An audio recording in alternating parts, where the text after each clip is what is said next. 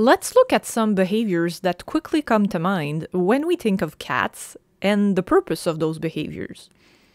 Remember that cats are both the predators of small rodents, small birds and insects, and the prey of coyotes, large birds of prey, dogs, etc. Therefore, cats have evolved to be alert to danger and react quickly to escape from their predators. Perching and hiding are behaviors that allow cats to control what happens to them. They can perch out of reach of their enemy, the coyote, and hide out of reach of their enemy, the eagle. Hiding and perching are coping mechanisms for cats. Similarly, cats like to be able to see their surroundings while eating or drinking. Hence the recommendation not to stick bowls to the wall, but rather leave enough space so that the cat can place their back to the wall and thus face their surroundings while drinking or eating. So if something happens, they know they'll be able to spot it quickly. Cats are very agile, both at climbing and squeezing into tight spaces, and this serves them well both for getting away from their predators and for catching their prey. The love of boxes is something typically feline, whether it's for hiding, ambushing prey, or to help them stay warm. Cats love boxes.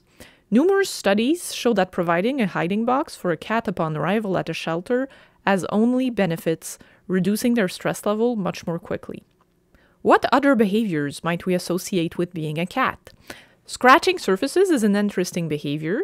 Cats use it to maintain the condition of their claws, helping to dislodge external layers, but also to stretch, condition their muscles, and help them release excess nerves or excitement.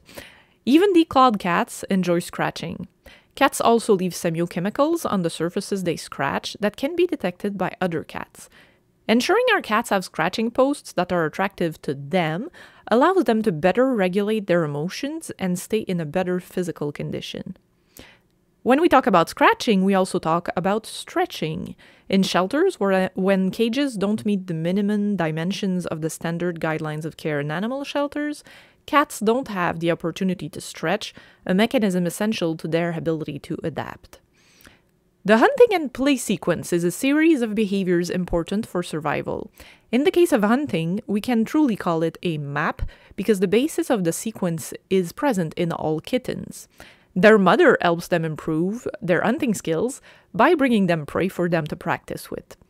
It's an essential sequence for survival in the wild that is perfected through learning.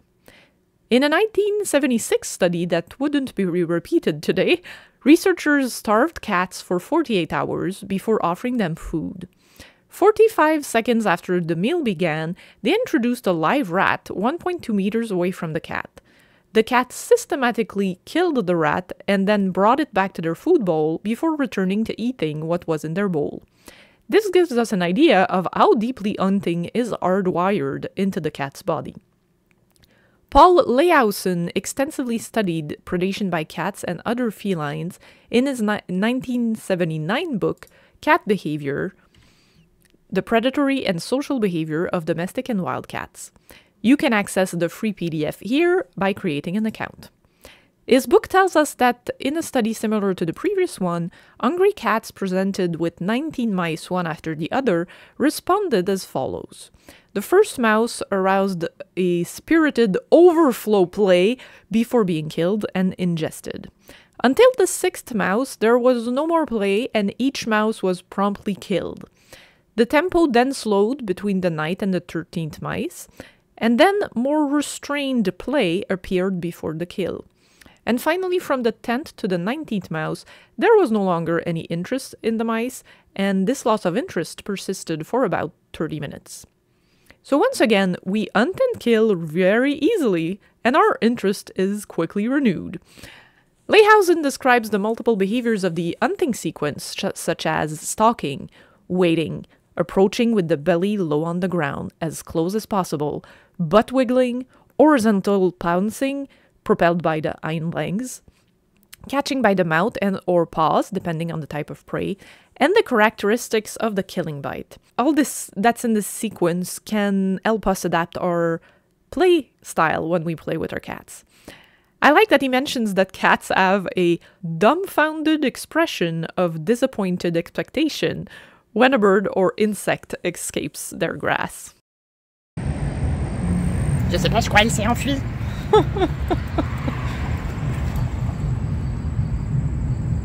Elle s'est enfuie, c'est contrariant.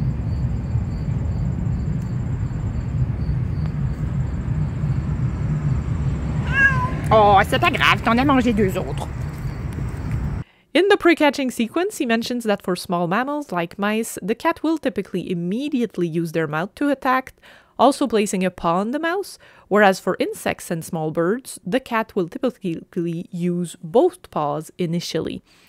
Cats kill their prey very precisely by biting the neck of mice in just the right spot to kill them quickly. With rats, cats will sometimes then shake their prey in their mouth to loosen adherence of muscle meat to the bone, creating a place where it's easier to begin eating the animal. Note that this is not a shake-kill type of behavior like in canid species. Cats kill by biting first. So all this gives us information about, again, our play sessions with wand toys. Cats pluck birds before eating them only if they are the size of a pigeon or larger.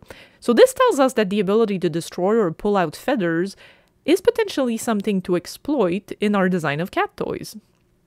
Leyhausen also mentions that cats don't generally chew for long periods, but rather they use their teeth to cut their prey into smaller pieces or long strips that are then easier to swallow. Only rat skulls are typically chewed because they are larger. I'll put a link in the description to a YouTube video where a cat wearing a camera ingests a mouse fairly fully without munching on it too much. After ingestion, what remains are the feathers if the bird had been plucked, some hair, beaks, and small pieces of bones, maybe a tail, that's all. The movement and direction of movement of a fairly small object are what prompts a cat to initiate the hunting sequence. So the object has to be small, it has to move, and the movement shouldn't be towards the cat. It should either move away or pass through the cat's field of vision. So this is good to know when playing with wand toys. So it's no coincidence that one of the 5 pillars of a healthy feline environment is providing opportunities to play and express predatory behaviors. Having wand play sessions with your cat and providing opportunities for independent play are important to help your cat feel comfortable as a cat. Grooming is another typical cat behavior. Activity budget studies indicate that cats groom themselves between 1 and 7% of their daily time, which is significant. The cat's action of raising their paw over their head, over their ear, and then coming back forwards while rubbing their face is potentially a map, because all cats do this, even kittens. Cats also sometimes coordinate their grooming. Is this simply because they eat at the same time and then all feel the need to groom themselves? Or is it because grooming, like yawning, is somewhat contagious? I don't have the answer. The intoxicating response of some cats to catnip, matatabi, honeysuckle, or valerian isn't uniformly present in all cats, but it is common. Chewing is a behavior we typically associate more with dogs than cats, but cats often chew grass, and some chew insects, like cicadas, or also wooden sticks. Finally, a behavior that I don't think is given enough consideration is exploring while moving, wandering. The activity budgets we have for free-roaming cats provide us with some interesting information. One study about house cats allowed to go outside, and another of feral cats, informs us that they spend about 25% of their time wandering, walking, and exploring. That's huge. When the cat is confined to an enclosure, this activity decreases dramatically, probably due to space limitations. For a cat that isn't free to move around outside, walking on the cat wheel is certainly a behavior I associate with this exploratory activity need. The use of elevated walkways, which increase the number of available paths to follow inside the house, is another, and of course walking on a leash also falls into this category. When animals explore their environment, they discover new resources, whether they be prey sources, shelters, etc. Curiosity is about discovering new resources. Evolution has favored curiosity and exploration because they benefit the cat. A behavior so prevalent in free-roaming cats must be important for their well-being. Exploration also allows one to observe prey, humans, etc., different objects, to smell vegetation, the smell of other cats and prey, to hear prey, other cats, the wind, people, etc. If the world is bigger, it's typically more enriching.